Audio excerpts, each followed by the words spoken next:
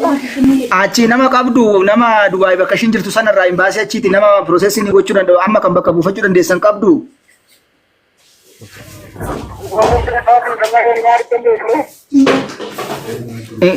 Akan qabnedha kan isaan himaa jiran nama achi beeknu hin qabnu namarraa hanganaasii achi yoo barbaanne malee.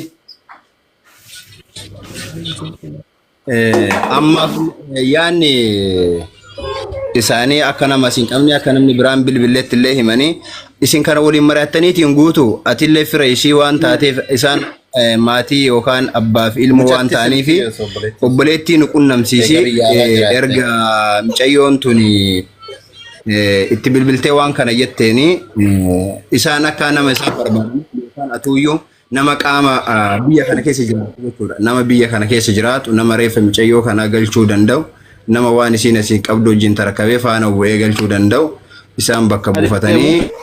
Maaliif dhugaanis akkasitti ba'a malee argitee akkanumatti hin bahu waan ta'eef dhiigni isii haqni isii qulqullaa'ee akka gara biyyaa galchanii warras waa miitii yookaan bira deemiiti obboleettis haadha hedduu takkatti yoo barandeesse akkasitti yaali.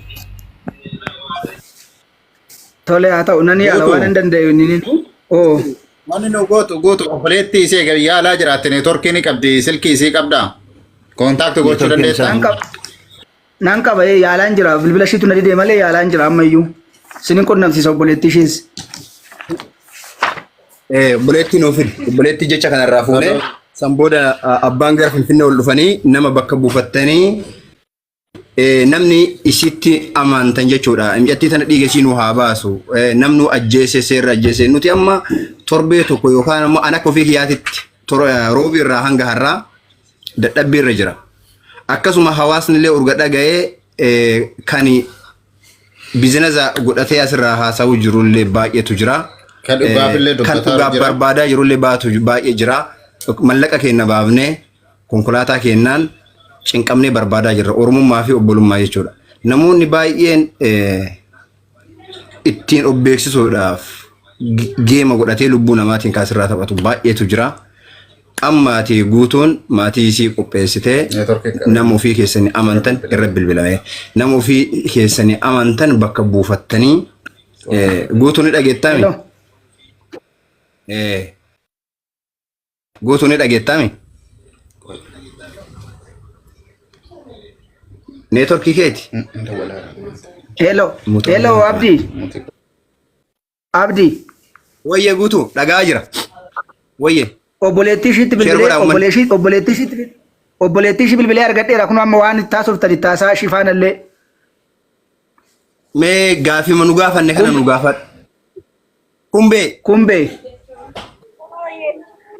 Obboleettiin kee yoomsii bilbilte yoomi kan ishiin sii bilbiltee sitti taasofte yeroo isa dhumaatiif guyyaan dhumaa ishiin sii bilbilte yoomi. Obboleettiin koo aduu roobii naada waltee turte aduu roobii sa'aatii lamarratti naada waltee turte naada waltee kumaan du'ee. Kumaan du'ee mati gadi tolaalume naa jettee turte aduu roobii jechuudha. Aduu roobii kumaan du'ee jettee naada waltaanii iddoo hojii kan jira iddoo hojiitti ka'ee gara mana isaan deema jedhee adoon deemu. Yoo nu danda'ame mee sagalee ol nuu qabi ispiikar oon godhimee obboleessa koo qaali akka dhagahamu. Ayyee. Waraaba rikoordii kana waraaba naani waraabi. Waraabaa yeroo.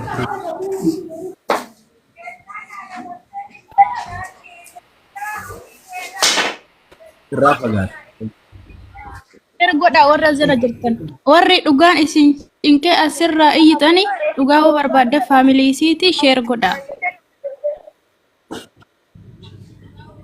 Hello Kumbee. Silki alaala waan gootu silkii si as ergina sagalee ol kaasaa fi uummataaf asii ol kaasaa fi. Maal si ergu? Silkii si asii uummataaf sagalee ol kaasnaaf sagaleen baay'ee hin jiru. Silkii biyya keessatti. Inni ispiikarii taasa ka'u inni sakkayeetiin haa bilbila asii achi bilbila lakkoofsa isii nutti lakkoofsa nutti baay'ee dhagamaa hin jiru akka namni. Bilbila ishee qabadhaa ishee. Hello Kumbee. Bilbila keen kennaafii jira biyya alaarraa si bilbilu amma seeran waan ina asofta bilbilli kiyya waan dhageessisuu dideef. Bilbila keen kennaafi si bilbilu kaasi amma jila. Din jedhin foonni online irra. Qabadhu Abdi. Okay. Namni barbaadde dabaluu Nam tokkicha bilbilu akkasin naan odeeffannoo. Karaa duratti WhatsApp sanii na barreessi. Karaa duratti na barreessi. No. Asirratti akka hin kennine abdii maaliif itti dawwalanii jaanjessanii. Okay, guutuu keessaan barreessiif. WhatsApp duratti na galchee sanii na barreessi. WhatsApp duratti na galchee sanii. Akkumti jaalatu sagalee duratti na galchee na barreessi. Kana suuta gaafadhaadha. Namni waa namarraa du'e hedduu aga burjaaja'uun beeytanii keessa nama waan dubbatanii waan isaantu nama wallaachisa suutuma haa barreessu suutuma gaafadhaani keessaan irraa fuudha lakkoofsa. Namni hedduun itti dawwaluu danda'a waan ta'eef isin addaan hin beektu. Eenyuun galcheen israa'el. Namni yaada qabda yoo jiraatan agasitti yaada keessan. Share godha uummata namni haa dhufu share godha laptop godha linki godha. Onna deebistaa yeroo barbaade. Ayyee yeroo barbaadan koottaa yaadni.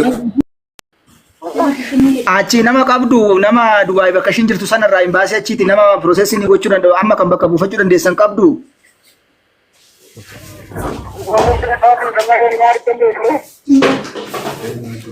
Akka hin qabnedha kan isaan himaa jiran nama achi beeknu hin qabnu namarraa hanganaa si achi yoo barbaanne malee.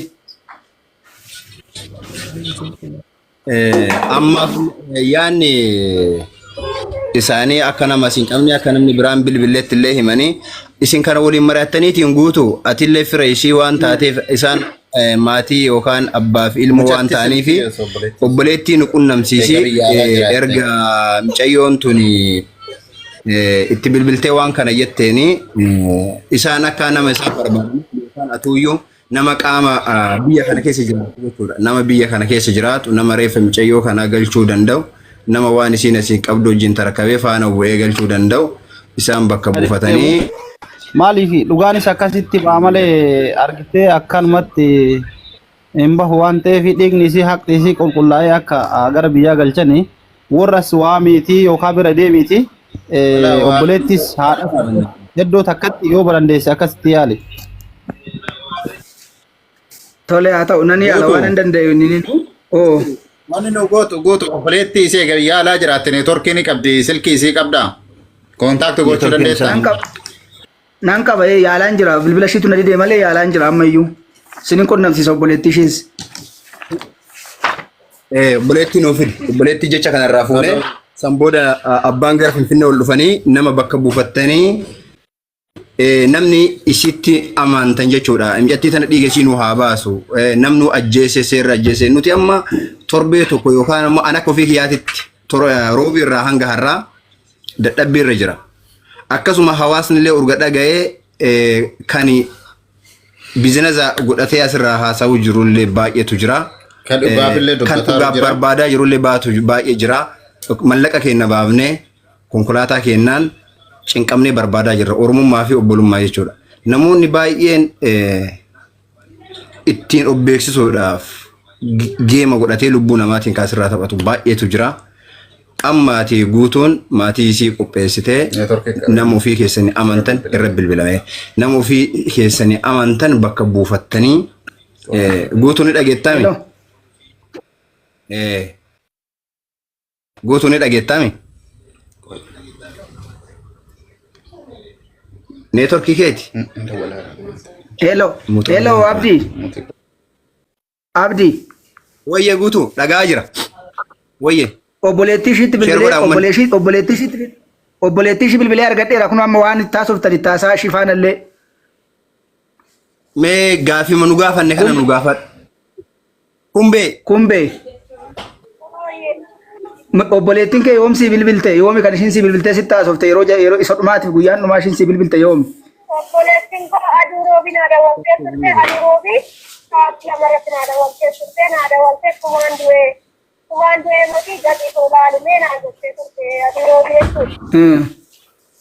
Aduu roobii kumaan du'ee jettee naa dawwalaanii iddoo hojii kan jira iddoo hojiitti ka'ee gara mana isaan deema jedhee adoon deemu. Yoo nu danda'ame mee sagalee ol nuu qabi ispiikar oon godhimee obboleessa koo qaali akka dhagahamu. Ayyee.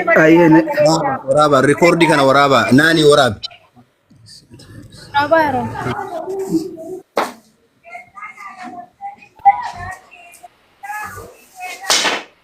irraa fagaata. Ergoodha warra jira jirtan. Warri dhugaan isin cinqee asirraa iyyitanii dhugaa hoo barbaadde faamilii isiiti sheer godha. Hello kumbe. Silki alaal waan gootu silkii si as ergina sagalee ol kaasaa fi uummataaf asii. Ol kaasaa fi. Maal si ergu? Silkii si asii uummataaf sagalee ol kaasnaaf sagalee hin baay'ee hin jiru. Silkii biyya keessatti. Sibiraan dhaga'u. Inni ispiikarii taasa ka'u. Inni sakkayeetiin haa bilbila. Asii achi bilbila lakkoofsa ishee nutti. Lakkoofsa nutti baay'ee dhagamaa hin jiru akka namni. Bilbila ishee qabadhaa ishee. Hello kumbe. Bilbila keen kennaafii jira biyya alaarraa si bilbilu amma seeran waan inaasofta bilbilli kiyya waan dhageessisuu dideef. Bilbila keen kennaafi si bilbilu kaasi amma jila. Gadiin jedhiin online irra. Qabadhu abdii. Okay. Namni barbaade dabaluu. Nam tokkichaa bilbilu akkasiin naan odeeffannoo. Karaa duratti WhatsApp sanii naa barreessi. Karaa duratti naa barreessi. No. Asirratti akkan kennin abdii maaliif itti dawwalanii jaanjessanii. Okay, guutuu keessaan barreessiif. WhatsApp duratti nagalchee sanii naa barreessi. WhatsApp duratti nagalchee. Akkumti jaalatu sagalee duratti nagalchee naa barreessi.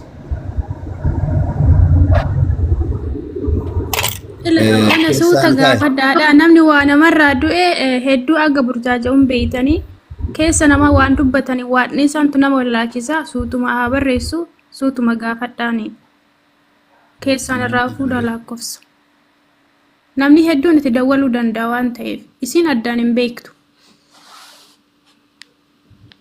Eenyuun galcheen israa'el. Namni yaada qabda yoo jiraatan agasitti yaada keessatti. Share godha uummata namni haa dhufu share godha laptop godha koppilinkii godha. Amma deebistaa yeroo barbaade. Ayyee uume ayyee yeroo barbaadan koottaa yaadni.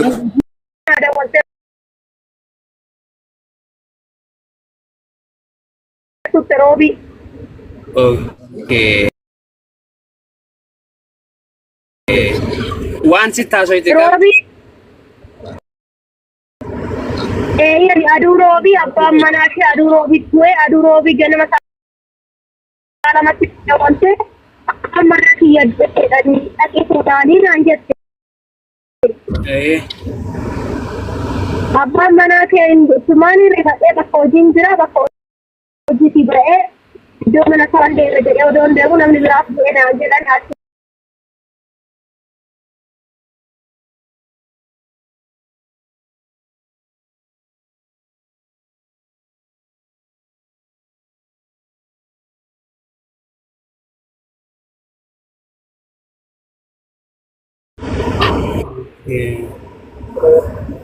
Dhageettan kan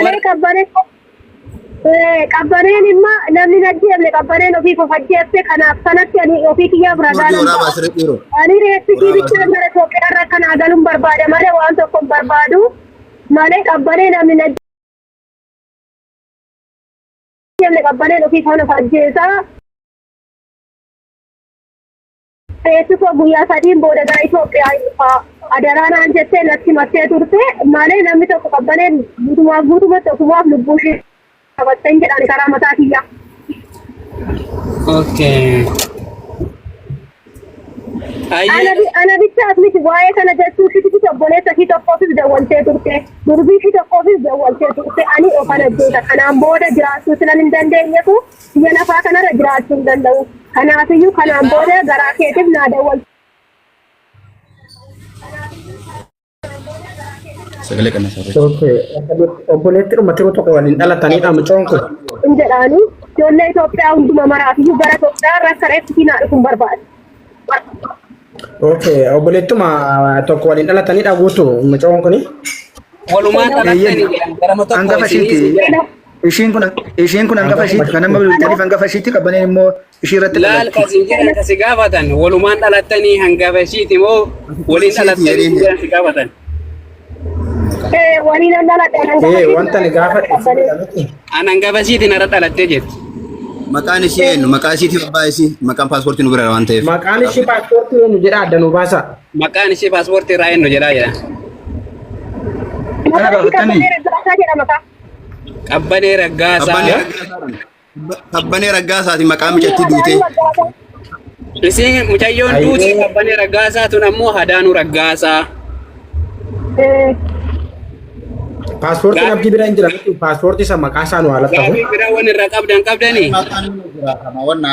Ani gaafa ila akkana jedhee gaafa Muraanii warra achi jiraniin hundumaaniyyuu akka reeffi gara Itoophiyaa irratti naa galuun barbaada.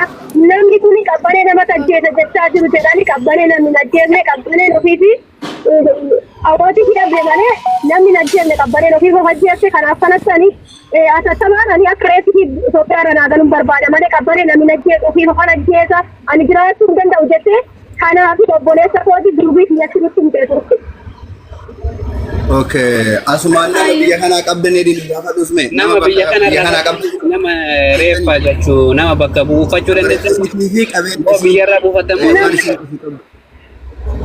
Ano kisinya boleh ranjirada bakuma tijara timanjira terus pakai ranjirada jira untuk apa nih teman nama toko kabuati.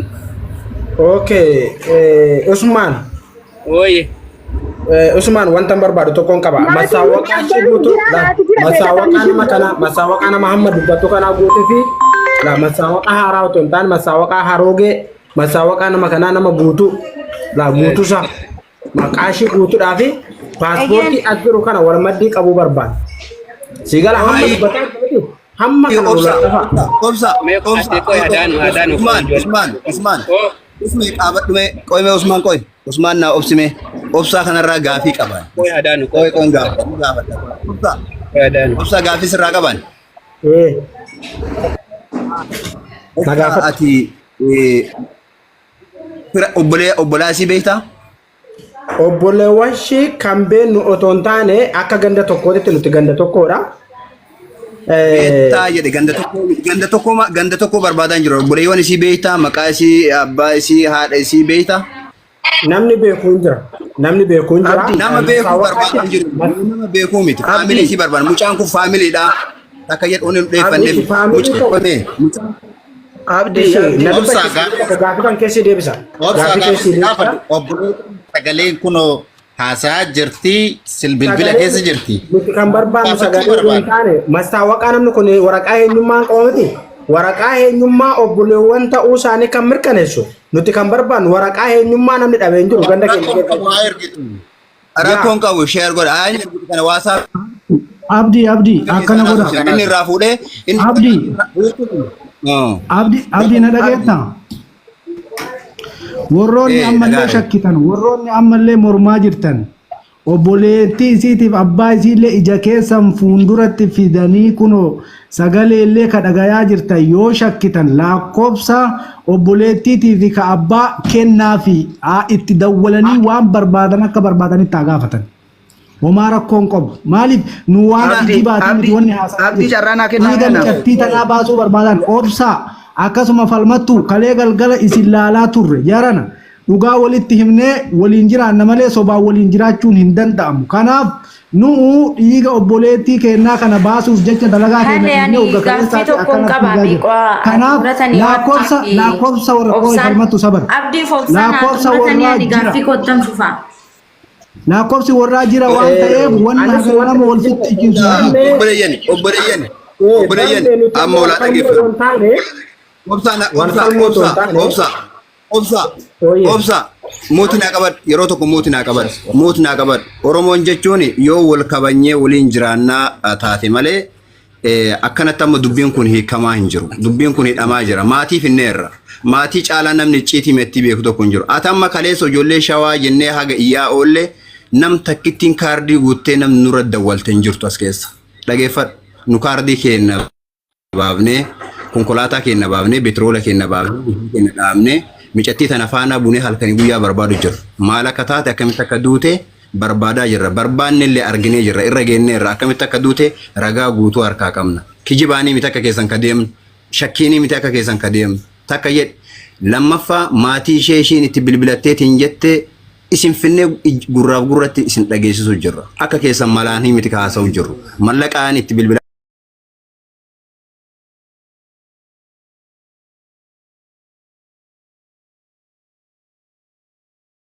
Challenge. Obboleettii caalaa ittiin aanu ittiin aantu. ana caalaa ammoo deebitee hin beektu waa'ee mi'atti kana amboomaaf yoo taate yoo biyyoomaaf dubbatte akkas ko ana caalaa mi'atti kana hin beektu dhageeffadhu an obboleetti caalaa hin beektu abdii mee takkana dhageeffadhu abdii takkitti bicha waan dhageeffadhu maal akka jechuun obsaa qoy wama isinii ta'u dubbadha wanna naa godhe abdii fi guutaan jechuudha abdii fi guutuu finfinnee jirtaami. Eeyyen. Okay, ati finfinnee jirta ummata kana cinqii isaanii dadhabne yaa aki urga kaleessaati mataan nu dhukkube obboleettiin isii tunillee finfinnee naannoo boolee eega jiraatte birri taaksiin deemtu anatu amma akkaawunti kana erge anatu sii galcha obboleetti isii kana bira dhaqe akka ofii viidiyoo nu mul'isi. Raayidiin ana ergaaf raayidiidhaan haa dhuftu. Ana ergaa birri taaksii. Yookaan isiin sitti haa dhuftu yookaan ati bira dhaqe ummata kanaa dadhabne yaa aki. Abdi ani kan na ajaa'iba jechuudha. Ina meeqoo yeroo tokko. Waa tokko na dubbisaan jecha abduun jedhe irratti dhiifama naa godhaati. Nutis kaleessa tijee dubbannu ekelee tajjeesee hin jedhu. Dhageessaa. Dhugaan haa ba'uudha malee tooloon guddifachuu waan immoo biizinasii hojjedheen beeku asirra beeku. Abbaan barbaade na beeka. Guyyaa tokko gastii koo banee ajandaa godhadhee.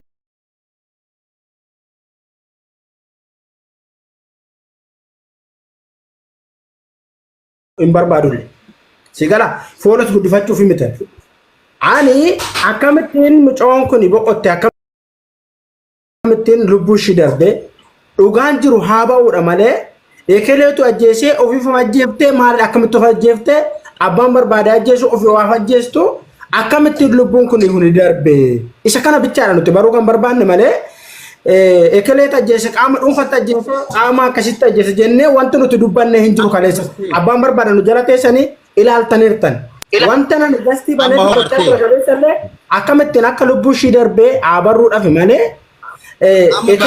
amma siigalee obboleettii irraa dhageette oy obboleettii irraa dhageette siigalee amma barteertan amma barte moombar abdii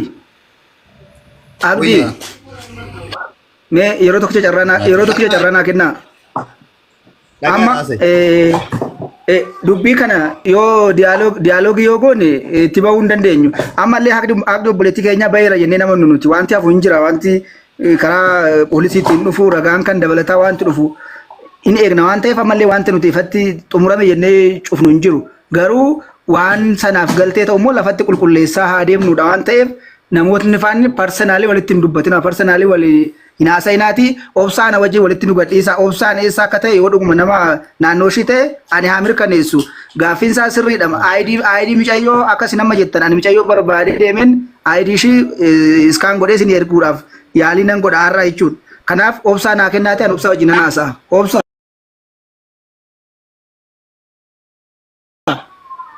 Abeet eessa ati dhaloonni kee dhaloonni koo Amboodha godinni kan koo ani kanan jiru ammayyuu Duubaayin keessadha. Eeshi Amboo godi aanaa kami? Ani hoolota keessadha. Hoolota naannoo kam? Hoolota naannoo kaabinee yoo beektate. Kaabinee safar? Kaabinee safari gaa naannoo Garbeelitti ol. Gara Garbeelitti ol. Baagiraawundiin keessanoo maatiin kee eessa jiru? Maatiin koo amma kan jiraatu achuma hoolota keessadha. Keellarra jiru jechuudha. Hoolota keessa ta'ee akkuma jiraatu ramadamaa keellaa jiraatu jechuudha. Naannoo Buraayyuu.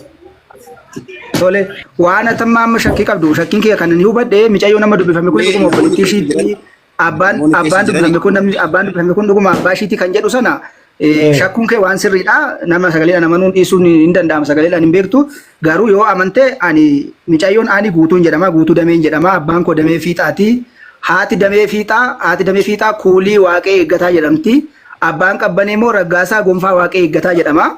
Waaqee irratti kan walitti dhufnu jechuudha. Gonfaa waaqee fi kuulii waaqee obbolaadha jechuudha.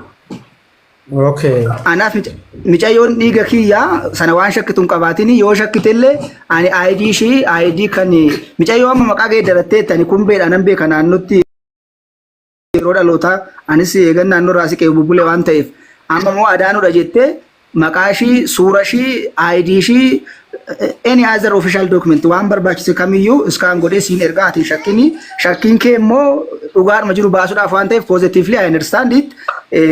Abdiinis akkasitti hubadhuuti walitti hin bu'ina. Kaayyoon keenya tokko namni mana tokko ijaaru citaa waliin saamu akka jedhan sana dhugaa baasuuf deemna waan ta'eef waan shakkinu ifaan ifa wal gaafachuun gaariidha. Negatively immoo wal jala interpreting godhina. Tana naa hubadhaa. Yaa anillee wanti barbaade isa kanaadha. Laargitee harka dhibba keessa harka dhibba abdii irratti caanaa gochuu wanda immoo nama dhuunfaa tokko irratti waa dubbachuu koomitiyan. Si galaa wanta yaada kan koo yaadan qabu ibsachuudhaaf miti bootaa kanarra kanas seene.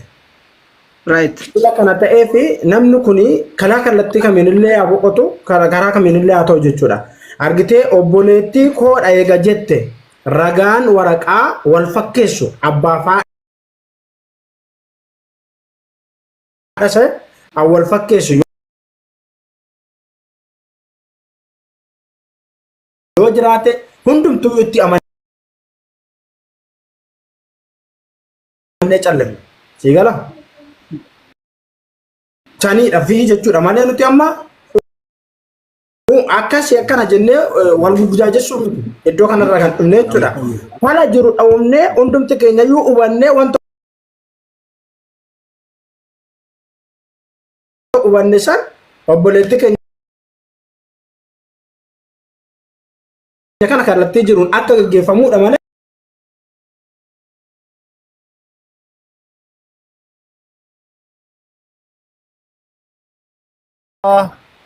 Shawaa miti jechuun jiru. Mee akkam goona bannaati kana muranii kamiin fincaanii jettee Oromoon abbaa hoo. Mee yoo warra mana banateetiin itti odeessi bar.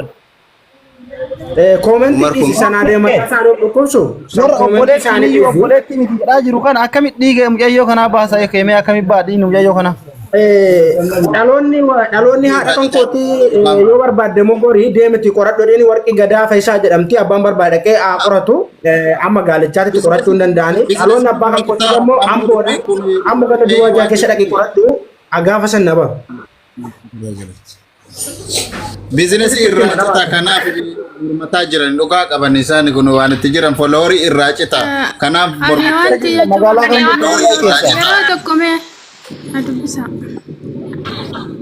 Taraa mee ulaa.